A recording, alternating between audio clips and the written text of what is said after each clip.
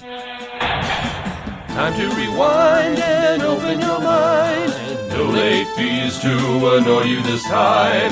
Video store might be no more, but we're digging up movies worth watching them for. Welcome back to the Video Store Graveyard, where we're digging up movies worth watching and talking about all manner of subjects. We're coming to you from Austin, Texas, in an undisclosed location.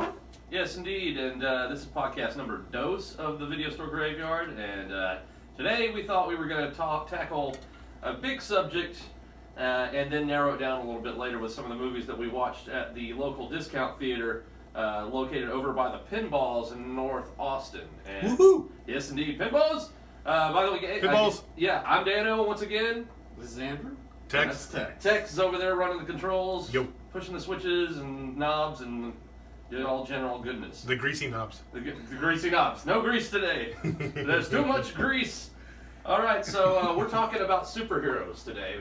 Mainly comic books, comic book movies, and the two that we saw over at the discount theater, which we'll get to later, which were Captain Marvel and Shazam. Both have been out for a while now, but it was my first time going into both of those movies, and excited to talk about my take on it, and of course get y'all's take on having had repeat viewings of both. Things that they have in common, things that they have that are different, things we like, things we don't like. And we'll get to that a little bit later, but so comic books and comic book movies. That's the thing. That's been a thing for a while. It's more than peaked. It's peaked and it's plateaued. We've got major, Marvel really knocked it out of the park back when they put out Iron Man in the early 2000s. Well, let's not forget X-Men movies. Yes. Oh, and the X-Men. Well. Before that, X-Men kind of started more than Iron Man did. A Yeah. little. So we had, the X-Men movies were good, and of course, but once we saw the rise of the Marvel Cinematic Universe, Iron Man. and Marvel movies in general, that kind of set a trend for the formula that these movies follow, and they of course mastered it. DC has tried, and they tried to keep catch up in a way with some of theirs that I thought were hit or miss a little bit. But what do you think? Let's also remember that Superman was the big thing that started this all off back in the 70s. Ooh, that's true. Back Christopher Reeve. Superman was a big deal when that came out, you know. Everyone was like, oh, you can believe he can fly. And it actually didn't look bad at the time, you know. Yeah, no, I mean, complete credit goes back to those early 80s and late 70s Superman movies. In particular, Part 2 is still one of the best comic movies, I think, that I exists. agree with that. And Gene Hackman is a killer Lex Luthor. Yeah. I mean, how do you guys feel about the third one, though? Okay. No. So if we're going to break it down into Superman for a second, in the early days. Sure. Superman 3, I thought, had its moments, and I thought that Richard Pryor brought some great comedic elements to the whole thing. There's a lot to like about it.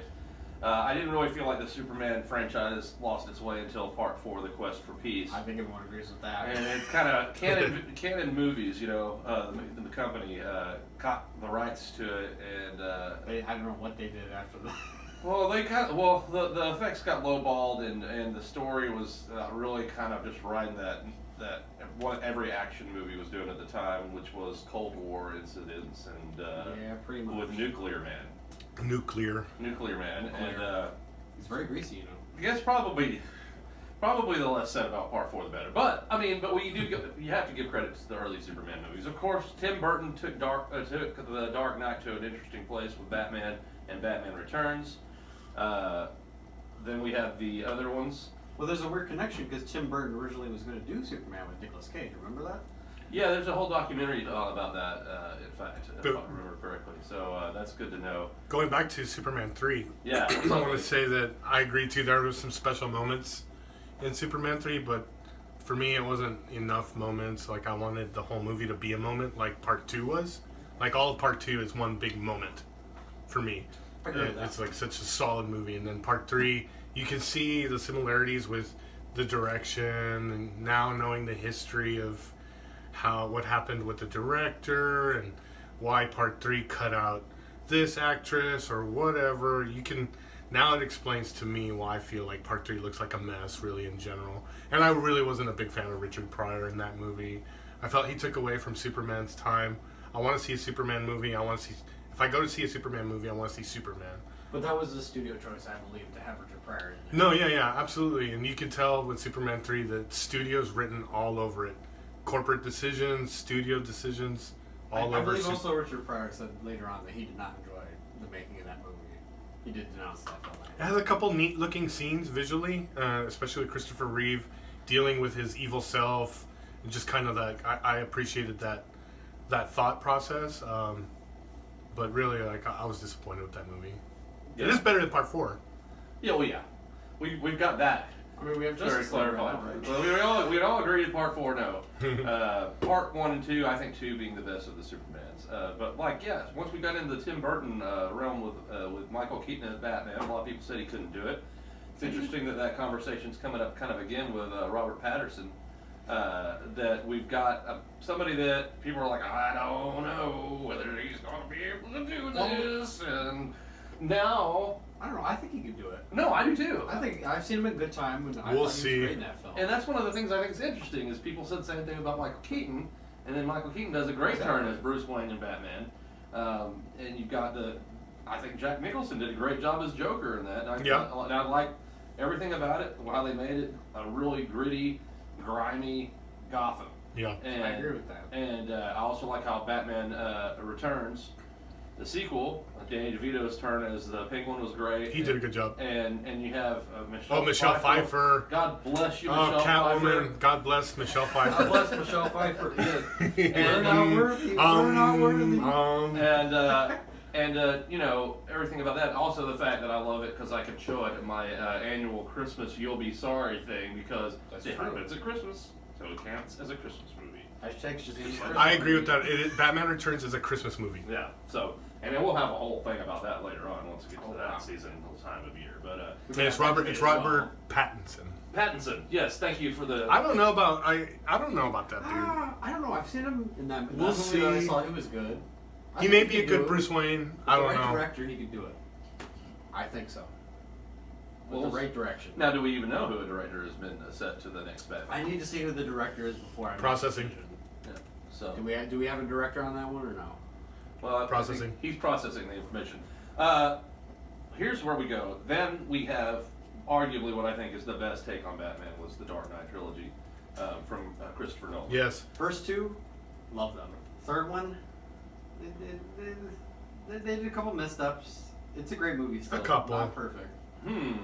Which anything in particular? Like, was there one moment in there that you're like, I just don't like I the way wasn't they did really, that? I wasn't really fan of like the whole like underground and all that. I wasn't a fan Oh, the of prison. that part. Yeah. I wasn't a fan of that scene. Okay. That whole specific Matt segment. Reeves is the guy who's supposed to be directing the new We'll Batman. see. We'll see. Now Matt Reeves. We'll see. He's credited in IMDb. Matt Reeves is great. I remember Matt Reeves specifically because of Cloverfield. When the first Cloverfield came out, and people haven't now. We're not going to get into monster movies yet. We have monster movies to talk about soon, though. Yes. But he did a great job with that, and I've liked his other work as well. So he can do superhero movies then, because Chronicle is technically a superhero movie. Yeah. If you want to get into it.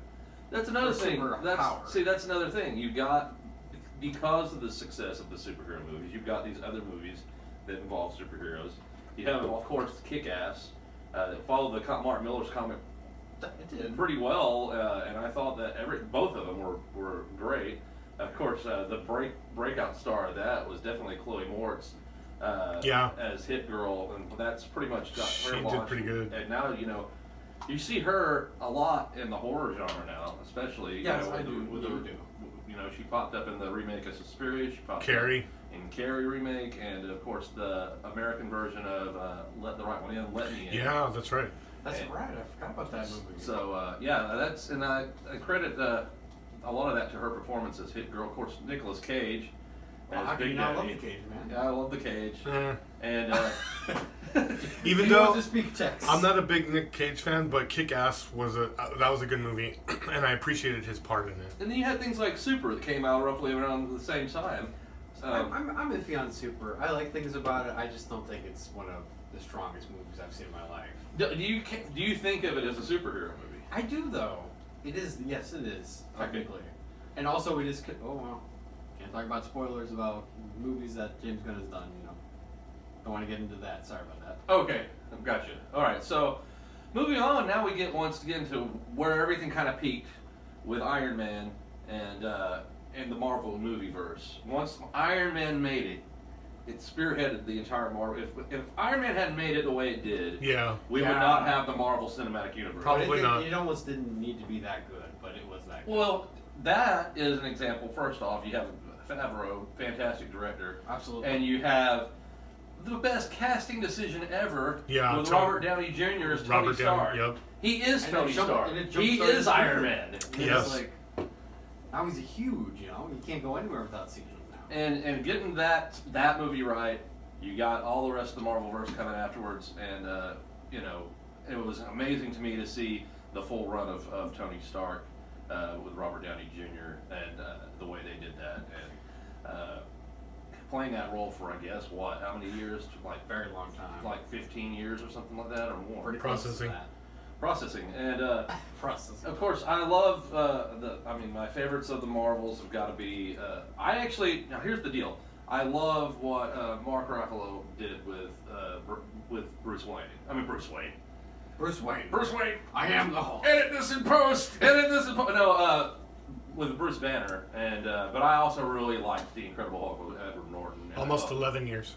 Yeah. Ooh, maybe. Wow. See. A long time. 2008, Iron Man 2008. Over a decade playing an iconic character. So, yeah, man, it's been fascinating to watch the Marvelverse grow, and consequently, I think that they've peaked, but there's still so much more coming. Oh yeah, absolutely. Also, what they did with Netflix series of Jessica Jones and Daredevil, and rest in peace. Yeah, Jessica Jones. Jessica Jones is some hardcore. It is though. It's hardcore. Yeah, of the series Netflix got out, and I like how they do tie that into the movieverse a little bit, at least through conversation. Yeah, a little bit. Conversation. Yeah, yes. but you have, I think that Luke Cage probably ended up being one of the best ones. I'm a big fan of that one too. I like the action scenes a lot, definitely for sure. I like the jazz music, and also the music was really awesome. And I do like to geek out about the concept from Jessica Jones if the Purple Man Was real? Well, yeah, well, if it was real, but just to have David Tennant as being one of the best villains. Never would have thought. And then just geeking out for a second, because that's one of the things we do. Could you imagine the Purple Man getting in Tony Stark's head? Oh my gosh. Like, how much chaos? That would be bad. That would be very bad. That'd be so very bad. You know? Very, very bad. What he did in Jessica Jones was already bad. Like he's about as bad as it gets. He's a villain. So, and we could do a whole thing on we could. Villains. But anyway, so Daredevil was cool too. Yeah, Daredevil did a great thing. Vincent D'Onofrio as Kingpin. He's a good Kingpin. It's like he stepped right out of the comic book. He did. Yep. And so I liked where superhero movies have gone. I like where the Marvel universe has gone, of course, especially. But all of the DC universe, we've seen some great things from them as well. Some better than others. A lot of people have mixed feelings on Suicide Squad. I was not a fan. I think it tried really hard to be a Guardians of the Galaxy type movie, and it just fell short, in my opinion. I don't disagree with that. And the soundtrack, I just was kind of all over the place. But there are things I liked about it, and I do look forward to seeing what else from the DC verse we get to experience, and I'm especially looking forward to the Joaquin Phoenix turn as Joker. Even though I'm not really excited about origin stories. I've said that before when you look at, like, he's a great actor. He can pull it off. Yeah. So, well, that's a little bit about where we are now. I don't see superhero movies going away anytime soon, although they have reached a plateau. And you see that, you're guaranteed, you put out a superhero movie in the summer, you're probably going to do pretty well if it does well. And Dark Phoenix. I mean, I think that's getting bad reviews more than it should. I really don't think that movie... I know everyone here hasn't seen it, but just to throw that in there real quick, some of these critics, I've been reading some of the reviews, and some of them don't even list in detail what it was that they didn't like. It's almost as if people were just waiting for it to come out and just slam it just for slamming's sake, honestly. That movie was not that bad. All the people involved in that movie cared. They weren't even under contract to make that movie. They came back because the director convinced them, and they did it out of love. And I thought you could tell that when I saw it. That's one of the biggest comic books I collected as a kid was X-Men. And Sure. even though it strays with some details or whatnot, it's nowhere near as bad as what some of the critics are saying. I'll have to check it out for sure. And that gets us up to some of the more current. Shazam and Captain Marvel. Shazam and Captain Marvel, which we had the opportunity to see here in North Austin. And it was my first time seeing it, as I said once before. And we'll be talking about that coming up here in just a minute. So, yeah. So you want to start with Shazam? What's the problem? Yeah, we'll talk about Shazam coming up here in just a minute. And for a minute, we'll take a break. You're watching the Video Store Graveyard.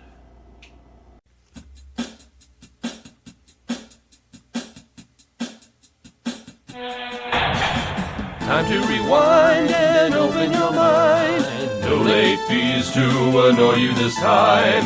Video store might be no more, but we're digging up movies worth watching them for. Bologna is just like hot dogs for people that like pancakes, right? Oh, hey, welcome back to the Video Store Graveyard. Well, we're talking superhero movies and comic book movies and some of the ones we saw more recently. Probably when I was thinking of hot dogs. Had a couple of the discount theater. They were greasy too. They were greasy. We'll talk about greasy hot dogs later. But so here's the deal. We went and watched first Shazam, Shazam, and then Captain Marvel. and then Captain Marvel. And I have to say it was my first time seeing both of these movies. One's a DC verse, one's a Marvel verse. Both movies were great. Very much. They're longer than I anticipated. They're about 2.5 hours apiece. Yeah, they're about 2 hours. Yeah, and It was about 2 hours, yeah. and I was really. I don't know whether I had one that I preferred more than the other. I'm really I'm kind of interested to hear that. All right. Well, let me break down. Okay, so of course Shazam is interestingly enough was a Captain Marvel type character in the original comic. Right? So the history of why that character has that name is very difficult to pinpoint. So Shazam, I believe, was out first. Can we process that? I'm not 100% sure. Yeah, 1939. So Shazam was out first at, I think, is Captain Marvel, but in a different company separate from Marvel. Mhm. I believe that company went bankrupt, and then they sold it to DC, and then I believe Wiz Comics. Marvel. Yeah, that's the company. I believe it was a whole company problem of corporations and all that. I don't know. The whole thing is confusing. But yes, I do Fawcett think it's- Comics too. It's like Wiz Comics and Fawcett Comics. Yeah, and I think it's awesome though that history, and then you have both movies coming out out around the same time. Yeah, that is weird. From Marvel, it's kind of a very interesting coincidence there. Maybe coincidence. Almost 100 years in the making. There's a probably conspiracy Almost. theory about that. So anyway, talking about Shazam first. I know you've got some thoughts on Shazam. I'll break down my overall take on it. First, one of the things I liked, excuse me, in particular, speaking of names, was one of the running gags of the movie is them keep trying to come up with a name for his superhero identity, which I don't even remember all of them, but some of them are like Captain Sparkle Fingers. Sparkle Fingers. That's Yeah. my favorite one. I love that. That's great, and I love that he's a kid. The whole idea of a kid, Well, yeah. and he's being a superhero, a grown-up superhero. People have already made the comparisons between that movie and movies like Big and Goonies, because you've got this really true dialogue between these kids, because that's how we talked. Oh yeah, absolutely. You know? Yeah. And you see that also in things like Stranger Things, but I think that the writers really just knocked it out of the park with the portrayals by the kids, and the kids did a great acting job. I think the kids were fantastic. Yep. But I believe the main actor is Zachary Levi, correct? Yep. Okay, I believe that he did a really good job of being the main actor as well at the same time. So when they separate them, they're both the same person. Right, I really respect that. You could totally see the mannerisms and everything in both of the kid and this could have always went wrong. Yeah, it could have totally gone wrong. But the whole movie, he's consistently the same character, which I appreciate. And of course, I liked the villain turn, and some of those villain scenes are particularly dark. And I liked a theory. There's a theory I have about that. Yeah, go ahead and tell me, because I thought this was interesting about the perspective. So this has never been confirmed or anything, but my theory is, whenever it's in the set of the villain, it's in an adult state of mind. Whenever it's in Shazam's mind, the child, it's in a child's mind. That's why the villain is so dark, and that's why Shazam's part is so lighthearted. That's what I believe. Yeah, you have this the villainous sequences, like the boardroom sequence, which is like Goes crazy. that was like, oh shit, Comes out of nowhere. like, I wasn't ready It for was that. very horrifying. Yeah, I was like, man, that Just is had some blood that's and gore. that's You're got right. some dark. Yeah, and that's the thing. You know, I expected to see that. And that's how you get away with not having. You know, they could have totally gone there, but that would have changed the rating of the movie very I'm quickly. surprised it didn't. Well, I'm surprised it didn't. Yeah, Yep. it's funny that you mentioned horror a lot and all that. It was directed by a guy who did Lights Out, which is a horror movie. Oh, I really? find that very interesting. Also, in one Processing. section of the movie, Annabelle is actually in the store at the beginning in the pawn shop. What? Out of the corner, if you look very closely, there is an Annabelle doll. I'm not joking. I didn't see that. I have to watch it again now, as soon as possible. I thought I was tripping the first time I saw the movie, but no, it's in the corner. All right, well, bullshit artist. No, Bullshit artist. we'll find out soon And enough. I do confirm that. I believe the guy did direct Lights Out. I think. I believe so. All right. Well, so I liked, like I said, I liked everything about that movie pretty much. The only times that I had any major criticisms were where I thought it kind of didn't have it kind of peaked too soon. I thought with some of the fight sequences, I agree. and then it just stayed on that level so long, and so that in Harry Potter movies, some are guilty of this too. You have this massive fight. And yes, Voldemort and Voldemort. Sorry, that's what I call Voldemort. Voldemort and Harry are always doing their wand like power, power, power, and it's equal, and then it expands. And it's very Dragon Ball-esque in a way. So there's moments like that, and then there's a bunch of chase sequences. It looks cool, but there were a couple moments like that where I was like, okay, I will y'all could say have trimmed this down a bit. some of the David actions- Sandberg was the director. David Sandberg. Okay, thank That's you. what I was thinking. Yes, the action scenes do go on for a little bit long for some of them. I do agree with that a little bit. I don't think they look bad. They actually do look pretty well done. Another thing, it's funny that you mentioned Harry Potter, because I do believe this is released by Warner Brothers. I believe so. So it's funny that you mentioned that. I think you're correct. And they do mention it in the movie for a real Tex quick may have to process some more. process that a little bit. I'm looking at. It's also funny because the kid at the beginning does look like Harry Potter a little bit. I thought about that for a second. I was like, he's kind of got the same glasses, you know. I'm interested how you feel Another about conspiracy theory. We'll have to find out more. that. They also say Harry Potter one time, I believe. So everybody on, so let's get some takes. Shazam, we all pretty much enjoyed the movie.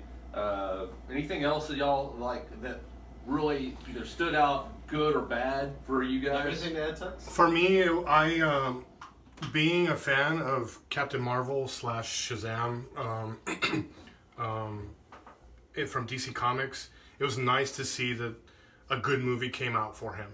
And that's probably not an easy character to make a movie out of because of how, I don't know, it's a really complex character, right?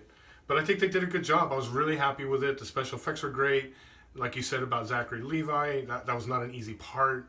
They could have gotten it wrong. The kids were great. That was probably the best part of the movie.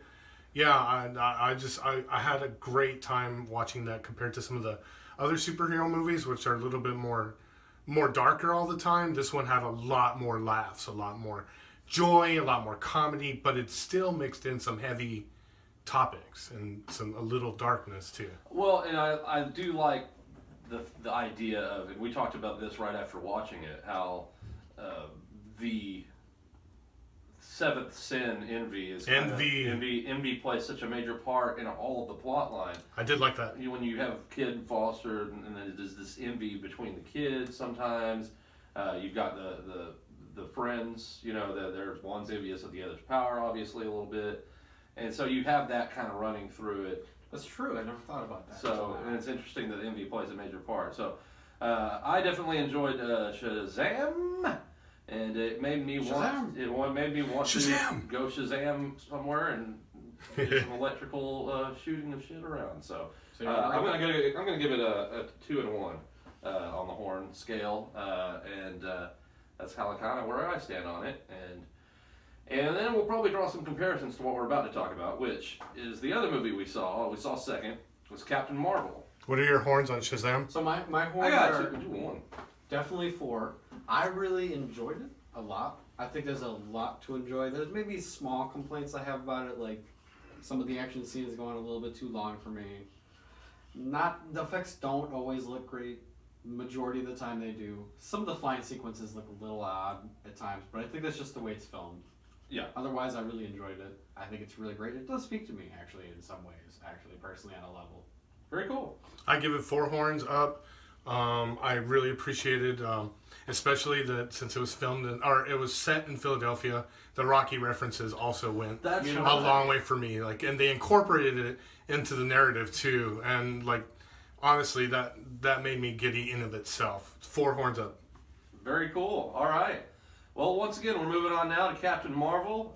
This was the introduction of that character, the one movie coming out between the 2 Avengers movies, I believe. That's true. Yeah. Yeah, so this is that bridge, kind of, although it takes place beforehand.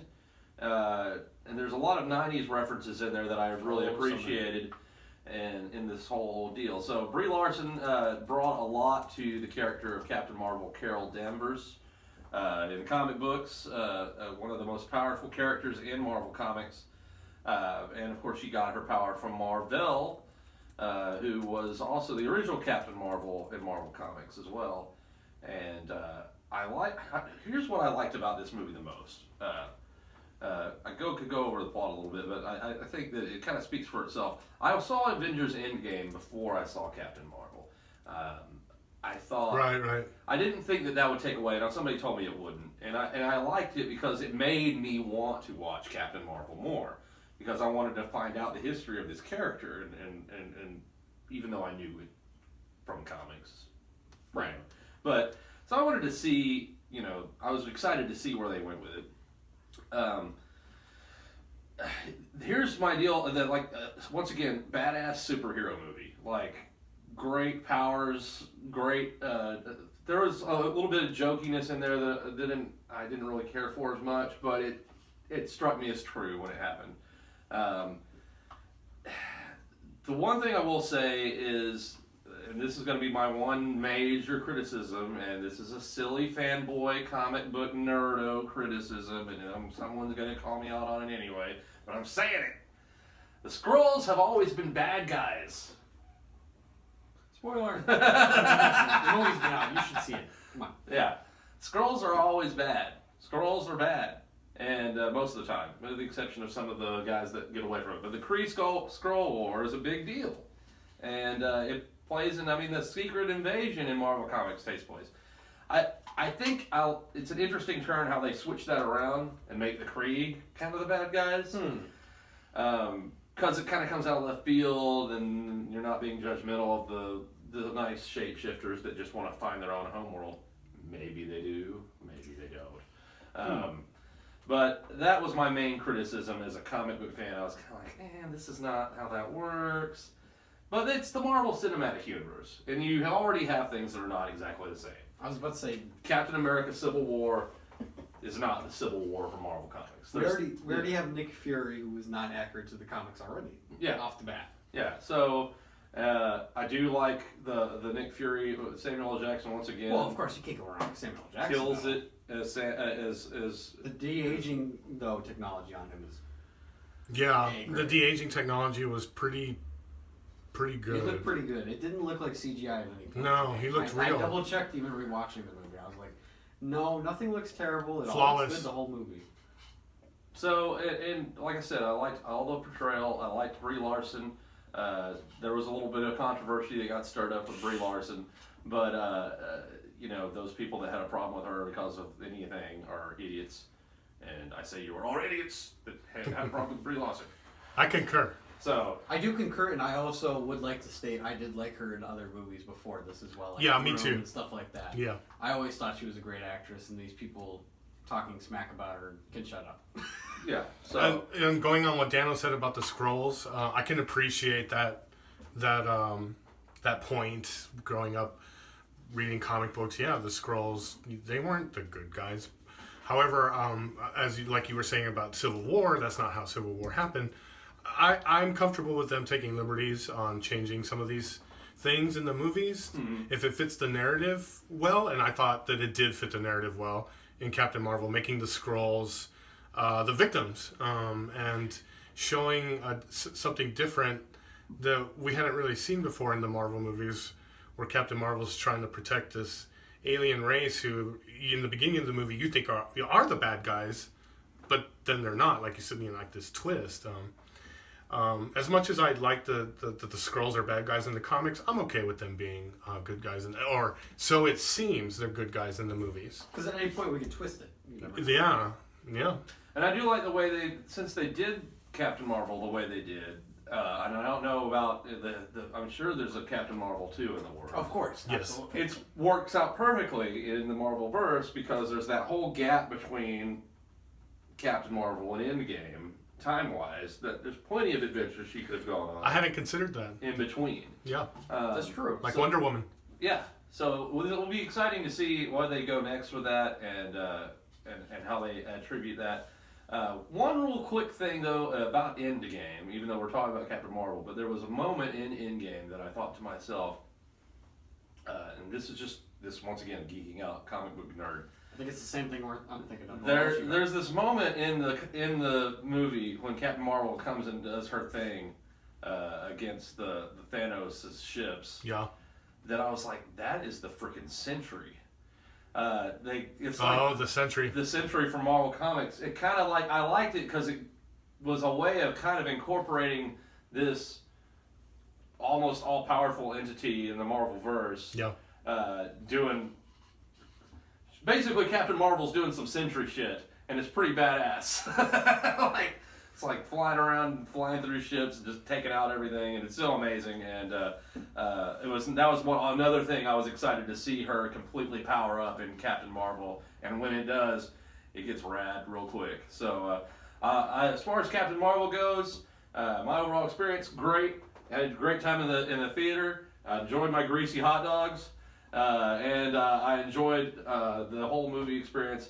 I'm going to give it 3. Just because of, to me, it was super effective, and the only real issue I have being the Skrull thing is probably the only reason I'm kicking it down 1 notch, just because I'm a nerd and sorry. Well, don't be sorry. I'm not sorry! Ah! So, I'm glad that you guys are giving me that perspective about the Skrulls, because I did not read the Captain Marvel comics, so I did not know that. I knew nothing about that. So when that happened, I was like, oh, I'm cool with that. I read any Marvel comic and known that. Yeah, it's not necessarily Captain Marvel. It's kind of the Marvel. I should be more specific. It's a cosmic verse. It's been a while since I've read any of them at all. It's been a long time. Yeah, no, I feel you, man. So you dug it. No, I dig it. This is like small little tiny things that bug me. Like some of the effects look a little weird to me, but that's fine. The movie's great either way. I still enjoy it. How many horns up for you? But I would say definitely 3. It's definitely worth checking out, I give it 4 horns up. I was pretty happy. And real quick on Dano's note about the comparison to the Sentry, even though I feel like that's a really good comparison. Captain Marvel's powers in of itself, that's not only a Sentry thing. That is kind of a Captain Marvel thing too. It is for her to do that. That's true. Which was one of the best scenes. I mean, maybe not the best scene. It was a great scene when she came out in Avengers. Yeah. Endgame and destroyed Dano's ship. That was great. It was super rad, and I'm excited to see where that character's next adventures go. Well, speaking of that, did you notice the one scene where they're all on the comms, and then Captain Marvel says to Rhodey, "Oh, hey, be safe out there," but she doesn't talk to anybody else about that. Did you notice that? Because that was part of the comic. What? There's a part where Rhodey is, they're all on the comms at the beginning, like they're saying, "Okay, I'm going to this planet," and all that. And Captain Marvel goes, "Hey, be safe out there."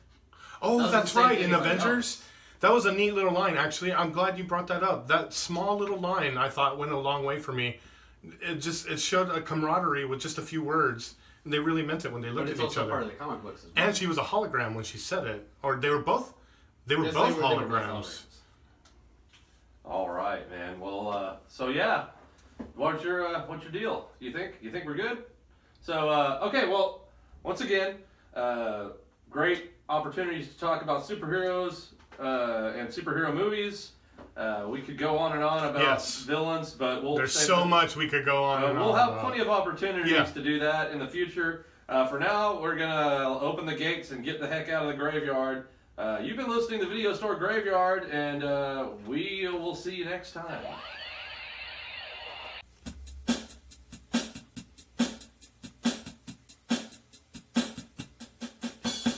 Time to rewind and open your mind. No late fees to annoy you this time. Video store might be no more, but we're digging up movies worth watching them for. Time to power up the VCR. Headed to the graveyard of films near and far. Watching the strangeness we find on the way.